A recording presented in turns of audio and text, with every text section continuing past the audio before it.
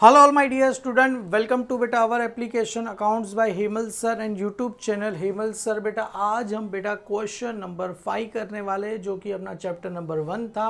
क्या था? Preparation of final accounts of companies का। सबसे पहले बोला क्या गया है, Jai limited asks you to prepare statement of profit and loss account for the year ended 31 March 2017 and balance sheet as on the date. मतलब यहाँ पर prescribe form trial balance of a company as on 31 March 2017 as follow दिया गया। सबसे पहले ये सारी चीज़ें दी गई है। सबसे पहले चलो सर फॉर्मेट बनाते। इन द बुक्स ऑफ किसका नाम आ जाएगा? जय लिमिटेड का balance sheet as eight 31 March 2017।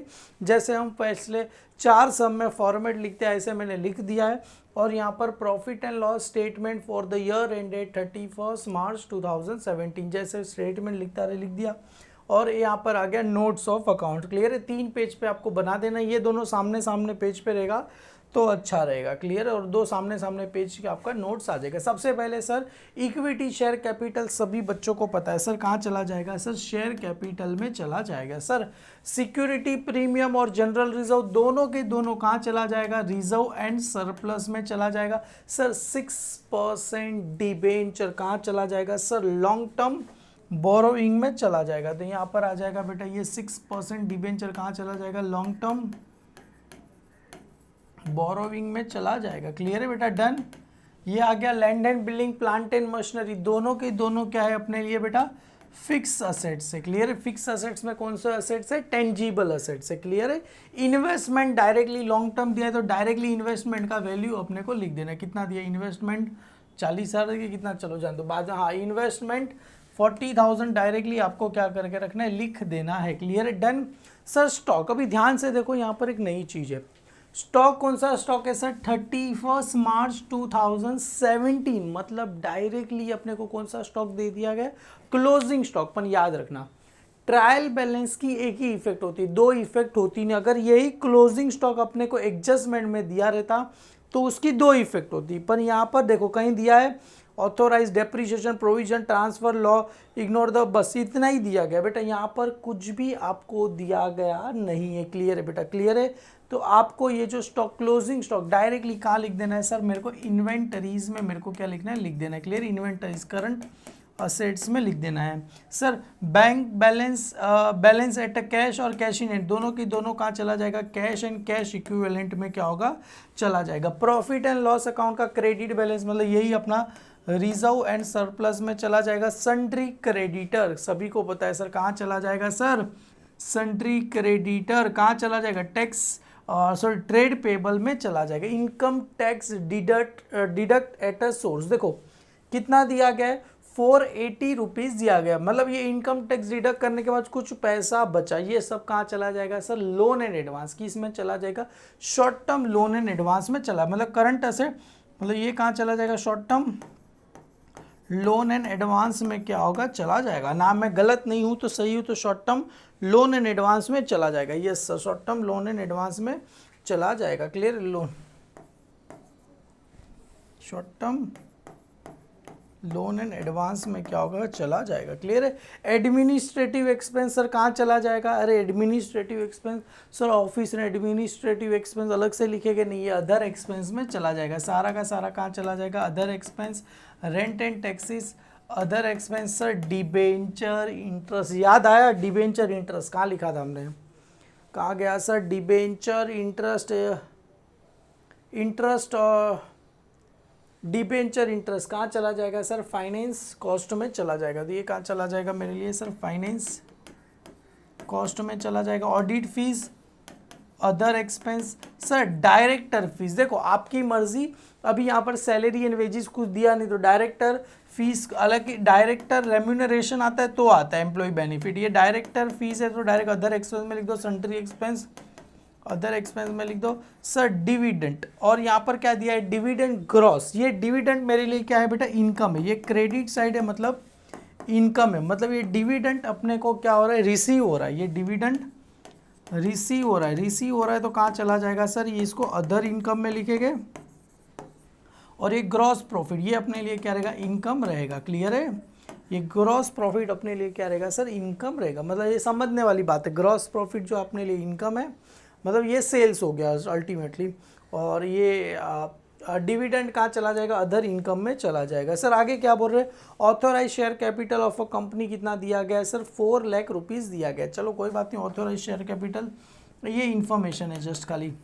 Depreciation provide 5% land and building, 5% on land and building, 15% plant and machinery. Land and building और प्लांट एंड मशीनरी सभी को पता है। सर डेप्रीशिएशन ऐड होगा कि लेस होगा, भाई लोग बताओ फटाफट, डेप्रीशिएशन ऐड होगा कि लेस होगा, और सेकंड इफेक्ट कहाँ पर चली जाएगी पता होना चाहिए। Provision for income tax made 50% of the net profit, चलो ये भी माइनस कर दे कि जो भी आएगा। ट्रांसफर देखो काफ़ी कमाल का adjustment, transfer 400 to general reserve. Sir transfer general reserve में कितना ट्रांसफर करना है सर, 400 रुपये अपने को ट्रांसफर करना है, पर कहाँ से ट्रांसफर करेंगे सर, जनरल रिजर्व में 400 रुपये ट्रांसफर करने पर कहाँ से, कुछ बोला नहीं है तो समझ जाने का किस में से ट्रांसफर करने रहेंगे, प्रॉफिट एंड लॉस। ये क्वेश्चन नंबर 3 हमने किया था, एप्लीकेशन वाले बच्चों को याद होगा, उसमें 2 था ऐसा। किस में से करना पड़ेगा, प्रॉफिट एंड लॉस अकाउंट में से क्या करना पड़ेगा, ट्रांसफर करना पड़ेगा। Ignore the previous year figure, all amount in 1000, सारे अमाउंट किस में दिए गए सर, ये 1000 में दिए गए हैं, क्लियर है। तो यहाँ पर ये जो अमाउंट का कॉलम है ना, उसके ऊपर लिख देना सारे अमाउंट किस में दी गए बेटा, ये 1000s में दिए गए। 1000s में आएगा तो करना कुछ नहीं, सब ब्रैकेट करना, 3 0 करना, 1000s, क्लियर है बेटा, डन। तो ये सारे अमाउंट किस में दिए गए अपने को, 1000s में दिए गए हैं, क्लियर है बेटा, डन, क्योंकि 1000s में दिए गए। चलो डन, ये भी हो गया। चलो माय डियर स्टूडेंट, चलो फटाफट लिखते। सर अपने लिए सबसे पहले है इक्विटी शेयर कैपिटल, कहाँ चला जाएगा सर, रिजर्व एंड सरप्लस में चला जाएगा। उसके पहले ऊपर कुछ ये दिया था ना, ऑथोराइज शेयर कैपिटल 4 लाख रुपए का। हाँ चलो बनाते हैं पहले, working note number 1 share capital बेटा, इसके लिए कंपलसरी बनाना ही पड़ेगा, कोई आपके पास ऑप्शन नहीं है। सबसे पहले ऊपर लिखना equity and liability, share holder fund, share capital, और सेकंड बनेगा अपना रिजर्व एंड सरप्लस। तो सबसे पहले आगे बेटा यहाँ पर नोट नंबर 1 शेयर कैपिटल, सबसे पहला क्या आ गया सर, शेयर कैपिटल। सबसे पहले सर शेयर कैपिटल है, अंडरलाइन करो, उसके ऊपर लिखो authorise share capital, authorise share capital कितने का दिया गया है सर, 4 लाख रुपए का दिया। चुपचाप ऐसे लिख दो, 4 लाख रुपए करो, और इसके नीचे 2 एक अंडरलाइन करो के बस छोड़ दो, 1 करो 2 करो आपकी मर्जी, जितना अंडरलाइन करना है छोड़ दो, ऑथोराइज हो गया। अभी इसके नीचे वाली चाहिए तो 1 लाइन छोड़ देना, यहाँ पर लिखना issued subscribe and fully paid up, खाली पेड अप लिखो तो भी चलेगा, issue subscribe and paid up, clear है। कितने हैं अपने पास सर, डायरेक्टली शेयर कुछ बोला है, कितने के शेयर है कुछ बोला है, देखो पहले कितने के बोला है सर, बोला है ना हर एक शेयर का वैल्यू कितना है 10 रुपया, ये 4 लाख रुपया तो लिख दिया, हर एक शेयर का वैल्यू कितना है 10 रुपये, तो एक 0 हटा दो, कितने आ गए सर इसका 30,000 शेयर, इक्विटी शेयर कैपिटल। तो यहाँ पर आ जाएगा इक्विटी शेयर कैपिटल, कितने शेयर है बेटा 30,000 इक्विटी शेयर कैपिटल ₹8 कितना है सर 10 ईच, तो कितने आ गए सर इधर 3 लाख रुपए आ गए, क्लियर, इधर आ गए सर 3 लाख रुपए आ गए, इसके नीचे भी अंडरलाइन करके ऐसा लिख दो 3 लाख रुपए, तो इधर भी आ जाएगा सर 3 लाख रुपए। सेकंड बनेगा सर रिजर्व एंड सरप्लस, तो चलो माय डियर स्टूडेंट लिख देते हैं रिजर्व एंड सरप्लस, तो इधर आ जाएगा working note number 2 reserve and surplus, तो इधर आ जाएंगे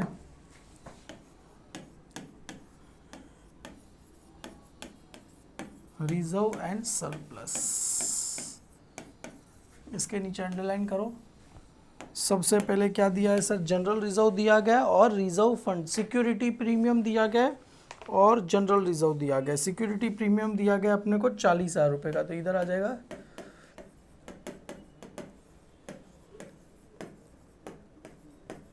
कितने का दिया गया है सर, 40,000 रुपये का दिया गया है, और उसके बाद दिया गया है जनरल रिजर्व,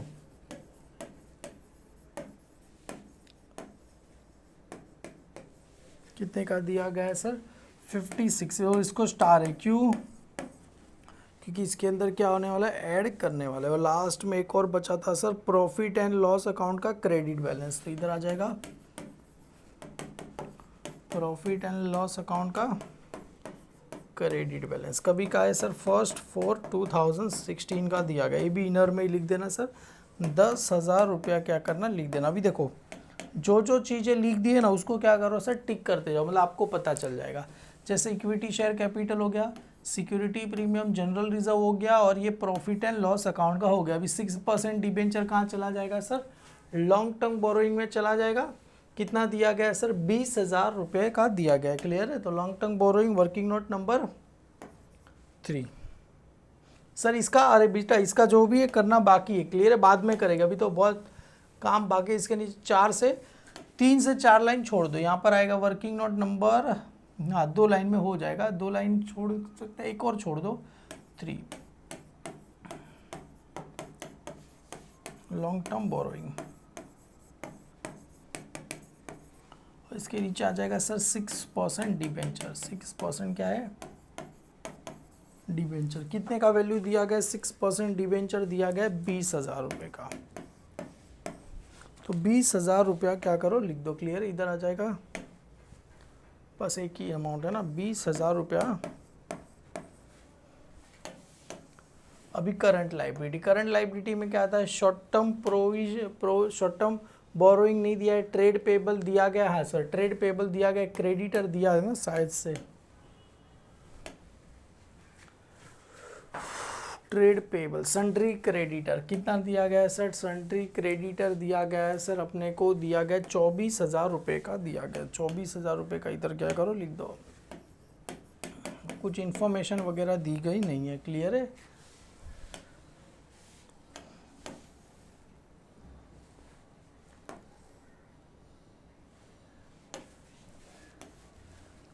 यहाँ पर आ जाएगा 4 ट्रेड पेबल, इसके नीचे लिखो सन्ड्री क्रेडिटर। कितने का दिया है भाई लोग, 24,000 रुपये का दिया गया है। तो 24,000 रुपया लिख दो, इधर लिख दिया है ऑलरेडी। चलो डन। और कुछ है, other current liability, short term provision वगैरह कुछ भी दिया गया नहीं है। चलो ये भी डन, ये भी डन, ये भी डन। चलो अभी असेट साइड पे क्या क्या दिया है, सबसे पहले अपने को दिया गया है बेटा फिक्स असेट्स, जो कि ये खाली ये बेटा अभी यहाँ से सारा का सारा short term loan and advance ये असेट साइड में आएगा। चलो एक काम करते हैं बेटा, असेट साइड सबसे पहले फिक्स असेट्स क्या दिया है, लैंड एंड बिल्डिंग और प्लांट एंड मशीनरी, ये दोनों चीज़ें दी गई है। लैंड एंड बिल्डिंग और प्लांट एंड मशीनरी दोनों को स्टार है। इन्वेस्टमेंट 40,000 रुपया।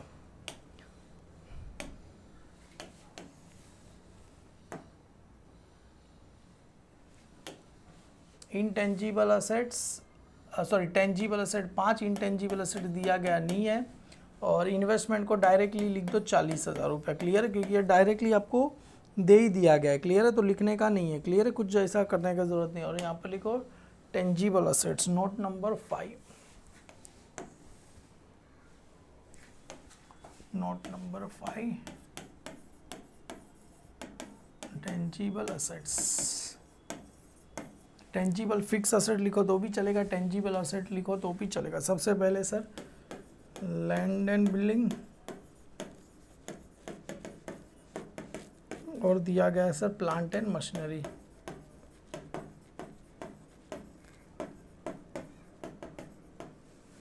लैंड एंड बिल्डिंग दिया गया है सर 1,60,000 का, और प्लांट एंड मशीनरी दिया गया है सर 2,72,000 रुपीज़ का दिया गया है। चलो ये भी हो गया, ये भी हो गया, इन्वेस्टमेंट भी हो गया। स्टॉक कहाँ चला जाएगा, इन्वेंटरीज में 28,000 रुपये का। स्टॉक कहाँ चला जाएगा, इन्वेंटरीज, डायरेक्ट लिख दो सर 28,000 रुपये का डायरेक्ट आउटर में। क्लियर है? तो सॉरी नीचे आएगा 28,000 रुपया। और यहाँ पर लिख देना बेटा ये क्या दिया गया है, स्टॉक। कभी का है सर ये 31 मार्च 2017 का। क्यों इसको लिखा, क्योंकि ऑलरेडी अपने को ट्रायल बैलेंस में दिया गया है, इसके लिए। क्लियर है? मतलब अपने लिए ये भी हो गया, लैंड एंड बिल्डिंग स्टॉक भी हो गया। क्लियर है? Done. Cash at bank, balance at cash और कैश इन, ये दोनों भी क्या करके लगते हैं, लिख देते। क्लियर है।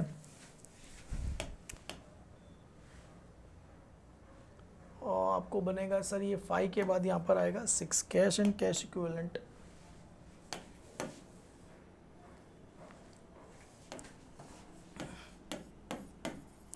Cash and cash equivalent, EQ मेरे को ये आता नहीं है, इसके लिए IVALENT कितना दिया गया सर, अपने को वर्किंग नोट बनाना पड़ेगा ना इसके लिए। वर्किंग नोट नंबर 6, सबसे पहले क्या है सर इसके अंदर, balance eight bank, balance at bank और cash in hand.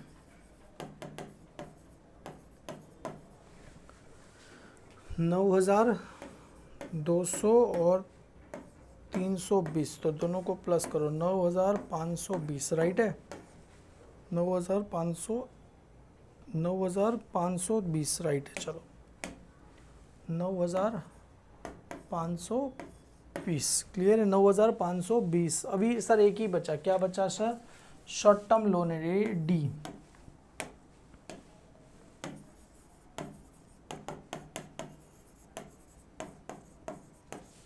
Loan and advance 7th, तो इधर आ जाएगा 7th वाला short term loan and advance, तो इधर आएगा 6 और यहाँ पर आगे 7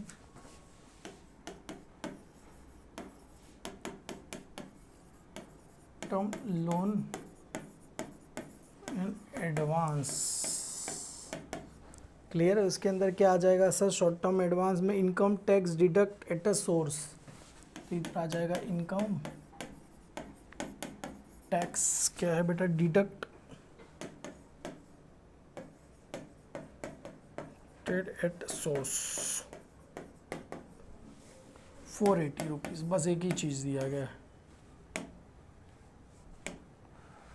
480। डन, सारी चीज़ें हो गई। अब तक देख लेते हैं सर, ये भी हो गया, ये भी हो गया, ये भी हो गया। चलो एडमिनिस्ट्रेटिव एक्सपेंस कहाँ चला जाएगा सर अपने लिए, अदर एक्सपेंस में, other expense, other finance cost में। पहले ये लिख देते बेटा, सबसे पहले आ जाएगा सर इनकम, इनकम में आ जाएगा सर डिविडेंड, ये ग्रॉस प्रॉफिट कहाँ चला जाएगा, इधर चलो, कहाँ तक 7 तक बना, अभी 8।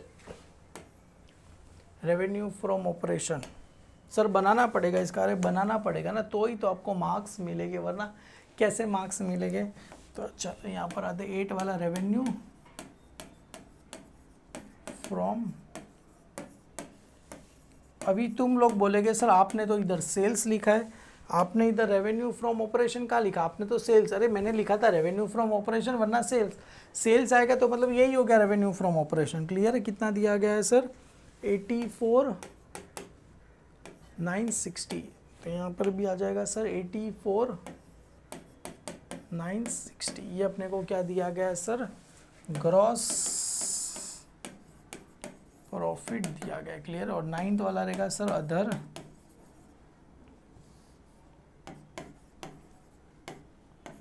इनकम। अदर इनकम में एक ही है, क्या है सर, ग्रॉस, ये है ना डिविडेंड,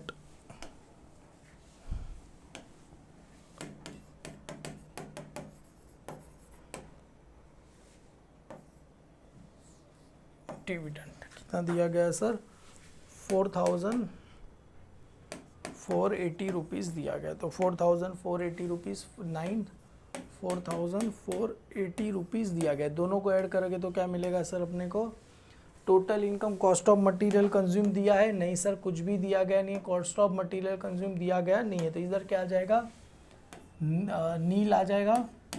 एम्प्लॉय बेनिफिट दिया है नहीं सर, यहाँ पर क्या आ जाएगा, नील। सर फाइनेंस कॉस्ट दिया गया है, हाँ यस सर फाइनेंस कॉस्ट दिया गया है, तो इधर आएगा 10।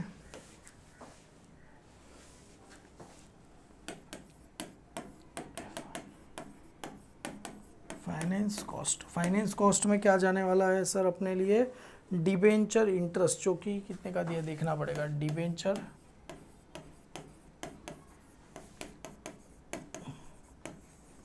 इंटरेस्ट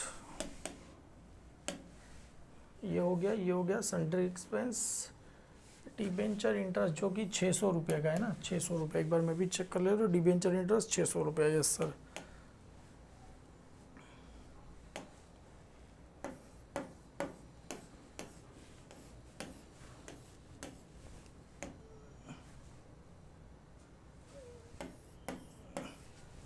चेंज इन इन्वेंटरीज भी दिया गया नहीं है तो क्या आएगा, नील आएगा। डेप्रीशिएशन अमाउंट अदर एक्सपेंस दिया गया 11। चलो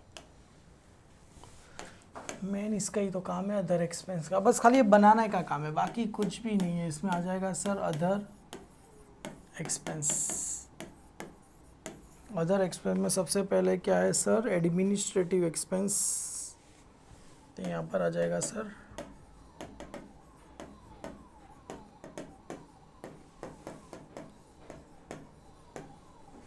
कितने का दिया गया है सर, 20,800 रुपये का दिया गया है। Rent and taxes 960,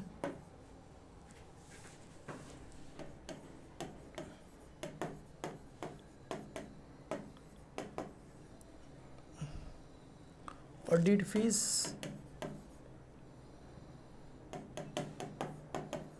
audit fees कितने का दिया गया है सर, 1200 रुपये का। राइट है या रॉन्ग है अभी पता नहीं, पता चलेगा बाद में। डायरेक्टर फीस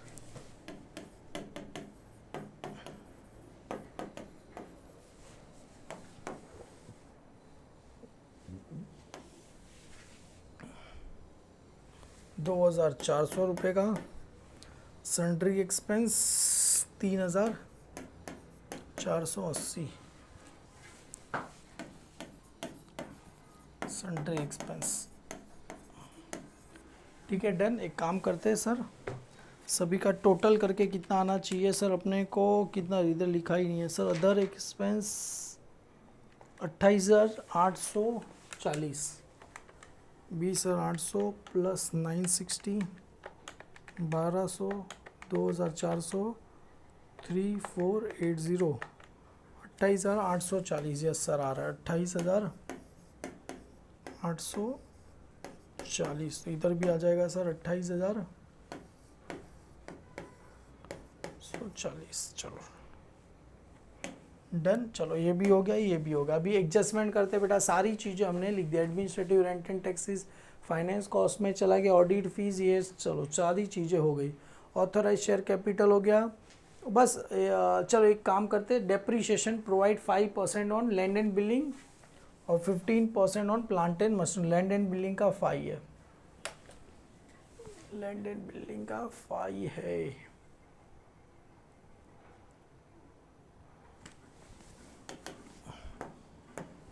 इसका 5% है और इसका 15% है। क्लियर है। लेस डेप्रीशिएशन, इधर भी आ जाएगा लेस डेप्रीशिएशन। चलो 1,60,000 multiply by 5%, answer will be 8,000। Minus करेंगे तो कितना आ जाएगा सर, 52,000 आ जाएगा। इसका 15% है ना, 2,72,000 multiply by 15%, answer will be 40,800। Minus करके 2,31,200 प्लस 1,52,000, 3,83,200, 3,83,200।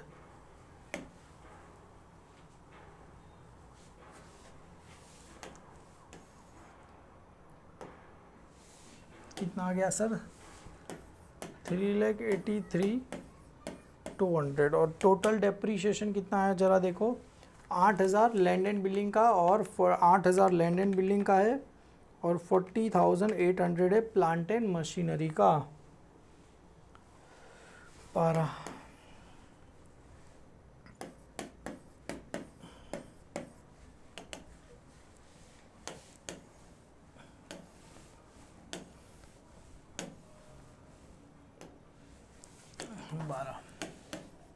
क्या आएगा सर, डेप्रीशिएशन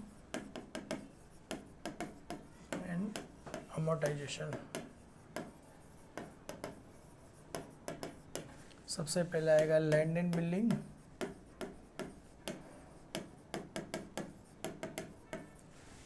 8,000 है प्लांट एंड मशीनरी का।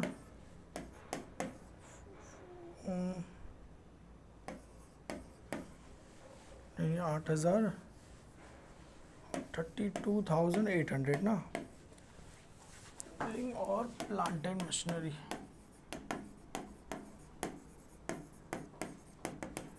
8,000 और 32,800। एक बार चेक कर लेते हैं, 8,000 और 32,800, सॉरी 8,000 और 40,800, तो 48,800, 48,800,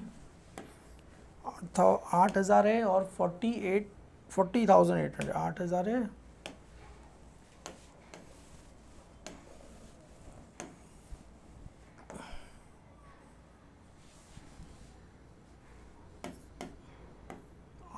है और 40,000, तो कितना आ जाएगा सर टोटल 48,800। इधर भी लिख दो 48,800। चलो डन डन डन, ये भी ख़त्म, ये भी ख़त्म। इनकम टैक्स 50% हो तो बाद में लेके transfer 400 to general reserve. General reserve में कितना ट्रांसफ़र करना है सर, 400 रुपीज़ ट्रांसफ़र करना है। तो चलो जनरल रिजर्व में 400 रुपये ट्रांसफ़र करना है।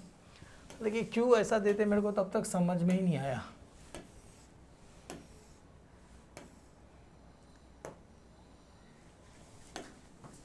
Add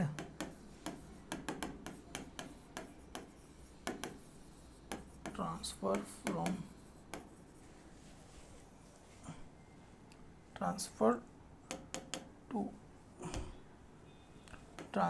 from profit and loss account. कितना करना है सर, 400 रुपये इधर ट्रांसफ़र करना है, तो 56,400, और इधर प्रॉफिट आएगा। उसके बाद दो लाइन छोड़ दो, लेस ट्रांसफ़र टू, किस में ट्रांसफ़र करना है सर, जनरल रिजर्व। सर जगह क्यों छोड़ा, अरे जगह इसके लिए छोड़ा क्योंकि अभी जो लास्ट ईयर का प्रॉफिट आएगा, प्रॉफिट एंड उसको ऐड करेंगे फिर ट्रांसफ़र करेंगे ना बेटा, इसके लिए हमने यहाँ पर क्या करके रखा है, जगह। इसको ब्रैकेट इसके लिए करके रखा है, पता चले कि अपने को क्या करना है सर, माइनस कर देना है। क्लियर है, डन। ये भी हो गया, ये भी हो गया। चलो ये 50% ट्रांसफ़र करेंगे। चलो सबसे पहले किसका टोटल करना है, ये रहा 84,960 प्लस 44, तो कितना आ जाएगा टोटल इसका, आ गया सर अपने को 89,440। अभी चलो ये सबका टोटल कर दे। अभी जब भी मैं सम टैली कर रहा था बेटा, आंसर गलत आया, तो पता चला गलत क्यों आया, तो देखो जरा यहाँ पर देखो, इंटरेस्ट और ये देखो डिबेंचर कितना दिया गया है सर, यहाँ पर ये डिबेंचर का वैल्यू दिया गया है सर 20,000 रुपया दिया गया। 20,000 का कितना निकालना है sir, 6%।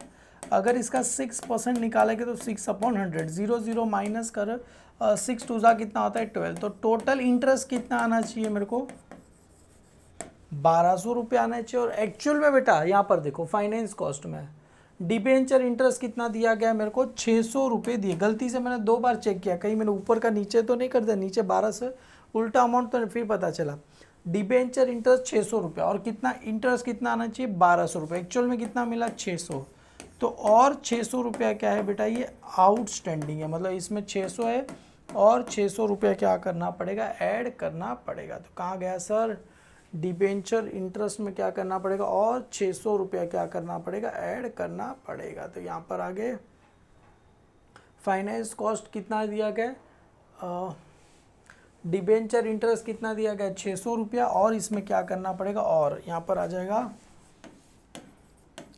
Outstanding interest on debenture कितना आ जाएगा सर, 600 रुपये आ जाएगा। तो 600 करो कितना आ जाएगा सर, 1,200 रुपये। तो इधर भी क्या करना है सर, 600 नहीं आएगा, कितना आ जाएगा सर, 1,200 रुपये आएगा। और सर कहाँ चला जाएगा, और सेकेंड इफेक्ट कहाँ चला जाएगा सर, अदर करंट लाइबिलिटी। तो यहाँ पर आ जाएगा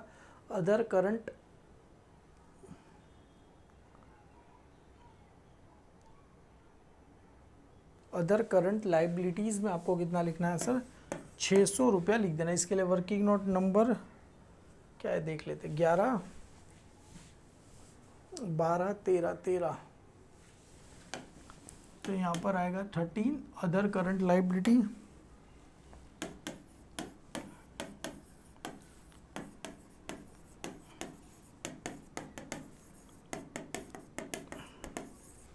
यहाँ पर आएगा सर डिबेंचर इंटरेस्ट। कितना आ जाएगा सर? आउटस्टैंडिंग लिखो तो भी चलेगा या तो अक्रूड लिखो तो भी चलेगा, 600 रुपया। तो इधर आ जाएगा सर 600 रुपया। वर्किंग नोट नंबर 12 ही है ना, 12 ही बनाया ना कि हमने 13 बनाया, सॉरी 13। चलो डन। इसको क्या करते हैं सर? टैली करते हैं। अभी तो राइट आए, क्योंकि कभी कभी कोई चीज़ ऐसी होती है ना, सम भले मैं देख लिया पता नहीं चलता, बाद में पता चलता है। चलो कितना आया सर? इसका टोटल आ गया मेरे को 78,840 और ऊपर कितना आया सर मेरे को? 89,440। तो कितने का डिफरेंस आया सर? 10,600 रुपये का है। कितने का डिफरेंस आया सर? 10,600 रुपये का डिफरेंस आ गया है। इस 10,600 रुपये के डिफरेंस को क्या बोलेंगे सर हम? जो 10,600 रुपये का है क्या बोलेंगे? Net profit before tax less 50%। क्या है बेटा ये? प्रोविजन फॉर इनकम टैक्स,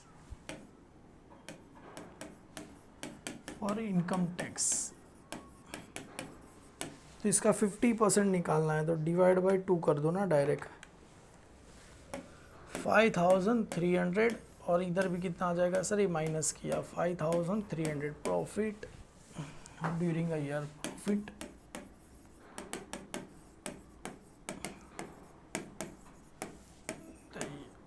यार, तो ये बेटा ये प्रॉफिट कहाँ चला जाएगा? ये जो प्रॉफिट आया ना बेटा कहाँ चला जाएगा सर? रिजर्व एंड सरप्लस में। किस में चला जाएगा? Profit and loss account. ये कहाँ चला जाएगा? प्रोविजन। ये आ जाएगा शॉर्ट टर्म प्रोविजन। किधर गया? यहाँ पर आ जाएगा शॉर्ट टर्म प्रोविजन। किधर आ गया सर? 5,300। ये क्या है?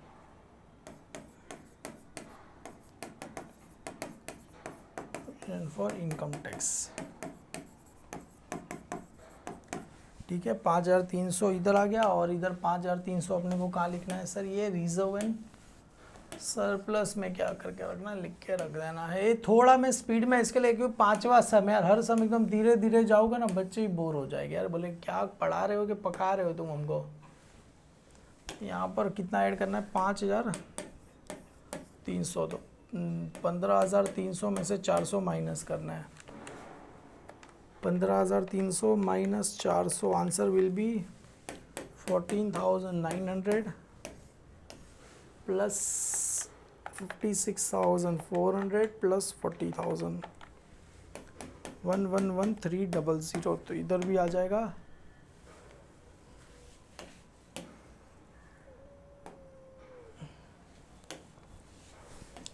11300 प्लस 3 लाख रुपए प्लस 20,000 रुपये प्लस 24,000